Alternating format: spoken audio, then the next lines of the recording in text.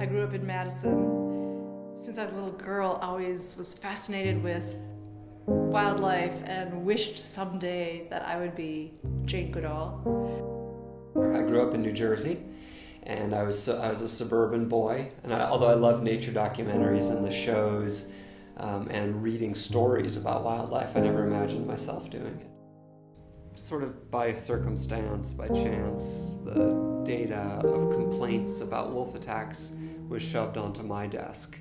I read all of these reports, became more and more interested, and decided I would focus my research on it.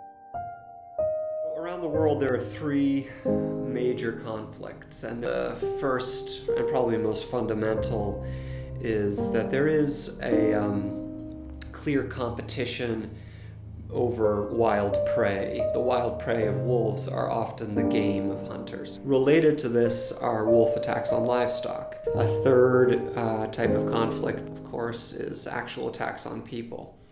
These are extremely rare in North America for reasons we don't understand, but they're not so rare in Europe and South Asia. There's all the folklore about wolves, Little Red Riding Hood and so forth. There's some positive imagery of wolves in Europe, in Western Europe and Eastern Europe, but very little compared to the negative imagery. Wolves are hated from the Sami reindeer herders of Scandinavia to the ranchers of Montana. More often though, people say, yeah, I'm fine with wolves, it's good that we have some wolves in the state, but I don't want them around my land. The person I interviewed told me that wolves were the playthings of Satan. But I'm amazed at how when I give a public talk about wolves, how many people will approach me afterward wanting to tell me some personal story about wolves.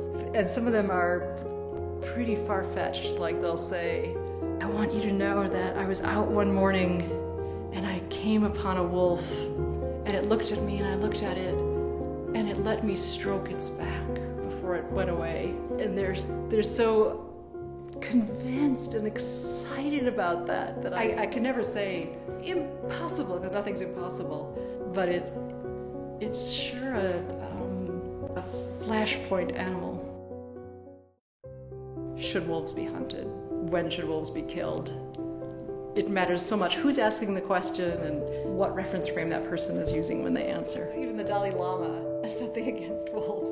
While Dalai Lama advocates peaceful coexistence for all wildlife, the one creature that he's condoned killing was wolves. Is it the way they howl? Is it that they kill in a way that's viewed as horrible, rapacious, cruel?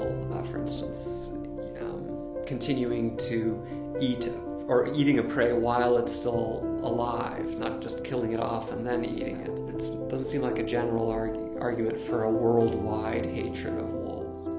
So one dramatically different viewpoint that's here in Wisconsin is the viewpoint of the Ojibwe people. They revere the wolf because their creation story grants the wolf a role more as companion or brother to humans. And therefore their attitudes towards wolves are very different than the surrounding people. Wolves are a top predator in the ecosystems they inhabit. A top predator plays an important role by suppressing populations of herbivores, such as white-tailed deer or elk. And so the presence of the predator improves the situation for the vegetation and for other species, other biodiversity in the system, simply through the suppression of herbivore browsing.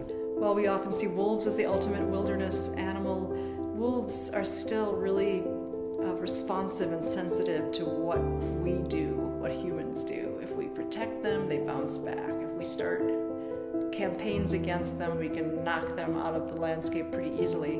And I'd love to get to a point where there are compromises on both sides such that we make space for wolves.